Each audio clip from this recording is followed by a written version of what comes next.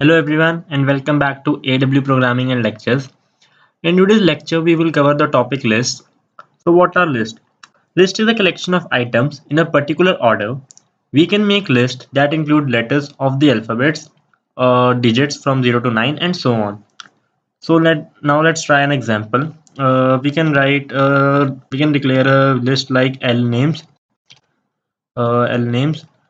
which can store names. And so let's write a name, John.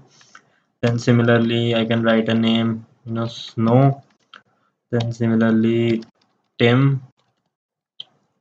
And to make one more name I can write Jim. So our list with is created and our list is L names. So now let's print our list. So just write print and then write L names to print our list, and we can see our list gets printed. So now let's try to discuss how we can access lists. Since these are ordered collection of any element, we can just specify its position. So what I'm trying to say is, if I write L names and then I write 0, so what will happen is, you can see it will access the first element. So one thing I would like to make sure you guys know is the index of the list. This is a list here, and I am talking about the first element. This first element starts with 0. That is, the index of our list starts with 0 and not from 1. So our index will be 0, 1, 2, and 3. So now let's see how we can use individual values from a list.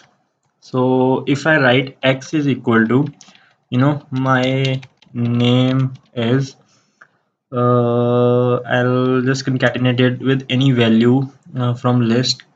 So let's pick, you know, first value, I mean snow. So if we want to pick snow, then we have to write L names.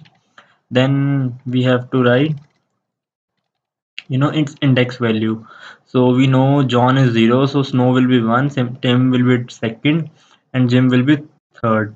So for accessing Snow, I can write 1 over here, and let's just click enter, and now we'll print X to see the change, and we can see my name is Snow.